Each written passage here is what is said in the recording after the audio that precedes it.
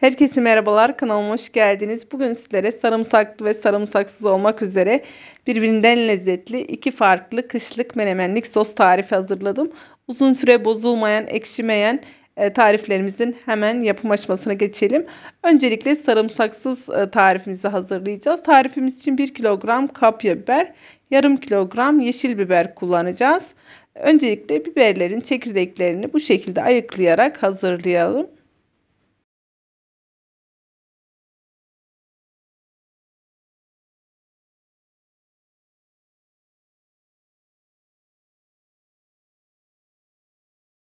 Biberlerin çekirdeklerini ayıkladıktan sonra ince ince olacak şekilde kapya biberlerimizi dilimleyelim ve ince ince doğrayalım.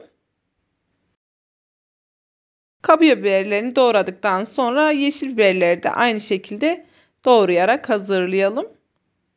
Birbirinden lezzetli iki farklı kışlık menemenlik sos tarifi. Belki ilk defa benim sayfamda göreceğiniz farklı bir lezzet. Umarım sizler için de yararlı, keyifli bir video olur. Videoyu da sonuna kadar izlemenizi tavsiye ediyorum arkadaşlar.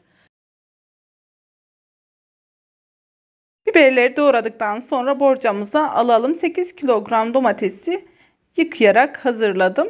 Ve sap kısmını bıçak yardımıyla oyarak ince ince kabuklarını soyalım.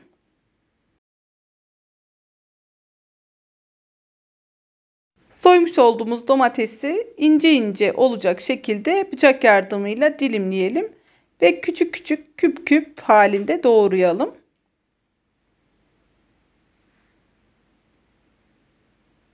Eğer elde doğrayamıyorsanız tahtada da doğrayabilirsiniz arkadaşlar. Domatesleri çok büyük olmayacak şekilde küçük küçük doğrayarak hazırlayalım.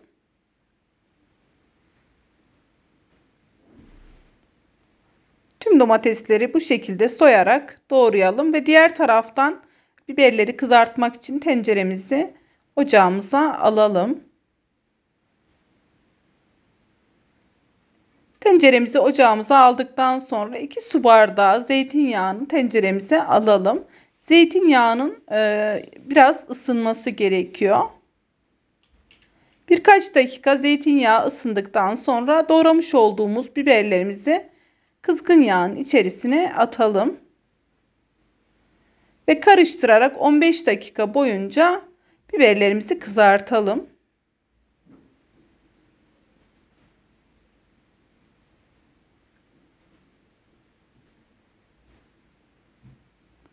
...15 dakika boyunca ara ara karıştırarak biberleri kızartalım.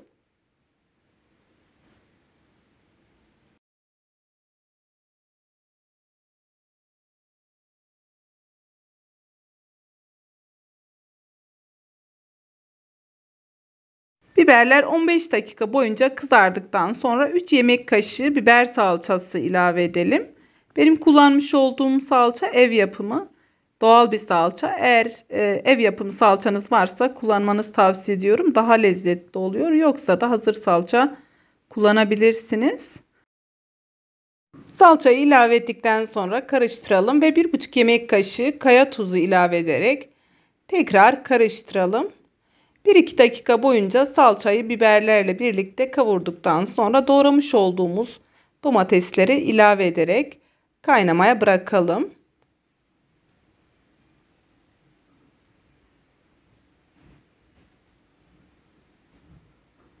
Son bir kez karıştırdıktan sonra doğramış olduğumuz domateslerimizi ilave edelim ve karıştıralım.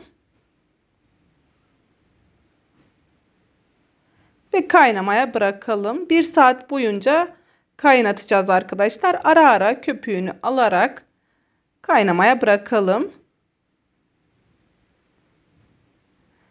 Köpürmeye başladıktan sonra karıştıralım.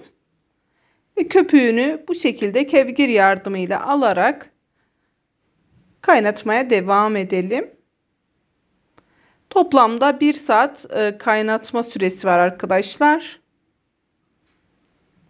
Eğer domatesiniz suluysa bu süre 10-15 dakika daha uzayabilir. Benim kullanmış olduğum domates biraz etli bir domates olduğu için 1 saat kaynatmak yeterli geldi.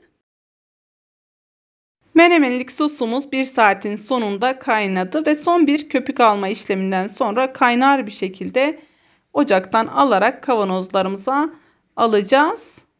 Kavanozlarımızı bir gün öncesinden ben kaynatarak steril etmiştim. Kavanozların tamamen kuru olması gerekiyor. Bu aşamaya dikkat edelim. Ve kavanozlarımıza pratik bir şekilde yerleştirmek için hunik kullanıyorum. Bu şekilde kavanozların kenarları kirlenmemiş oluyor. Kullanacağım kapakları 10 dakika kaynattım ve kaynar suyun içerisinde bekletiyorum. Kullanacağım zaman bir kağıt havlu yardımıyla bu şekilde kurulayarak kullanıyorum. Kavanozumuzun kapağını bu şekilde öncelikle geriye olacak şekilde oturtalım. Tekrar sıkarak sağa doğru iyice sıkalım ve kavanozumuzu ters çevirerek 24 saat boyunca bekleteceğiz. Yoğurt mayalar gibi üzerini temiz bir sofra beziyle kapatarak 24 saat boyunca oynatmayalım. Kışın inanılmaz pratik oluyor. Bu tarifi sadece tavaya alarak çok az zeytinyağı ve pul biber ilave ettikten sonra içerisine yumurta kırın ve inanılmaz lezzetli bir menemen oluyor.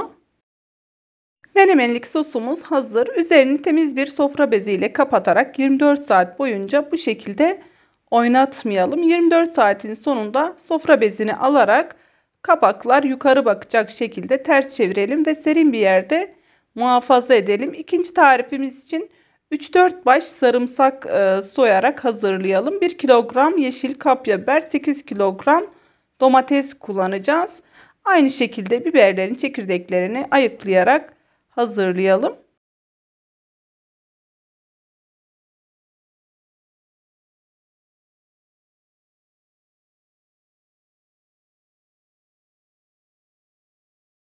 Biberleri ayıkladıktan sonra sap kısmını da atmayalım. Sap kısmını bu şekilde küçük küçük doğrayarak kullanalım ki ziyan olmasın. Ve ayıklamış olduğumuz biberlerimizi öncelikle şerit halinde dilimleyelim. Daha sonra küçük küçük doğrayarak hazırlayalım. Biberlerimizi doğradıktan sonra yanmaz yapışmaz bir teflon tavamıza alalım. Ve 3-4 baş sarımsağı küçük küçük olacak şekilde doğrayarak biberlerin üzerine aktaralım.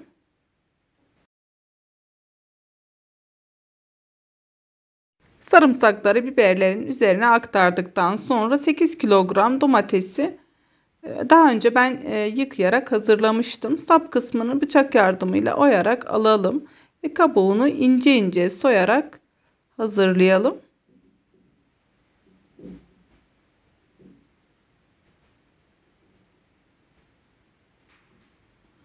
Ve ince ince dilimleyerek küp küp doğrayalım. Tüm domatesleri bu şekilde soyarak küp küp halinde doğrayarak hazırlayalım.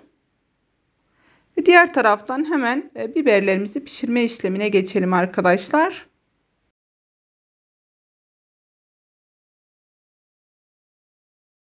Tüm domatesleri soyup doğrayarak hazırlayalım ve hazırlamış olduğumuz biber ve sarımsağı ocağımıza alalım. Ve bir tatlı kaşığı kaya tuzu ilave ederek kendi suyunda kavuralım. Yani biberlerin suyu tamamen çekilene kadar yanmaz yapışmaz bir tavada suyunu çektirelim. Görmüş olduğunuz gibi bayağı sulandı. Suyu tamamen çekildikten sonra ocaktan alalım.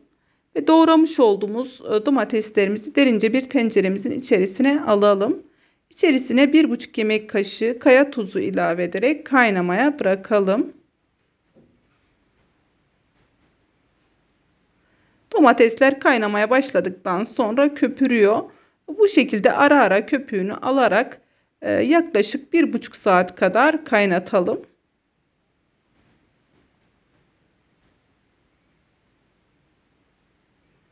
Ara ara mutlaka karıştıralım ki tenceremizin dibine yapışmasın. Ara ara mutlaka köpüğünü alalım ki konservelerimiz bozulmasın. Yıllardır sürekli yapmış olduğum bir tarif. Eminim sizler de denedikten sonra çok beğeneceksiniz. Her ikisi de çok lezzetli. Her iki tarifte mutlaka denemenizi tavsiye ediyorum. Menemenlik sosumuz kaynamaya başladıktan sonra 1 saat süre tutalım ve 1 saatin sonunda biberleri ilave edelim. Biberleri ilave ettikten sonra yaklaşık yarım saat kadar biberlerle birlikte kaynatalım. Menemenlik sosumuz neredeyse kaynadı. Ve ocaktan bu sosumuzu almıyorum. Yani ocağın altı tamamen kısık konumdayken kavanozlara alacağım. Biber miktarını, sarımsak miktarını eğer istiyorsanız azaltabilirsiniz. Diğer taraftan kabaklarımızı da kaynatarak hazırladım ve huniyi tekrar kavanozlarımızın ağız kısmına yerleştirerek bir kepçe yardımıyla sosumuzu bu şekilde kavanozlarımıza alıyorum. Kapakları kurulayarak sıkı bir şekilde kapatalım ve ters çevirerek 24 saat boyunca oynatmayalım. Menemenlik sosumuzu kavanozlarken bu arada hatırlatmamı yapmak istiyorum. Eğer kanalıma hala abone değilseniz abone olup desteklerseniz çok sevinirim. Abone olduktan sonra da zil simgesine basarsanız yayınlamış olduğum tüm videolar size anında bildirim olarak gelecektir. Tariflerimi beğeniyorsanız yakınlarınızla, arkadaşlarınızla paylaşarak kanalıma destek olursanız çok çok mutlu olurum. Birbirinden lezzetli iki farklı kışlık menemenlik sos tarifi hazırladım. Aylarca bozulmayan, ekşimeyen bu tarifleri umarım sizler de beğenirsiniz. Bir sonraki videomda görüşmek dileğiyle. Hoşça kalın, sevgiler.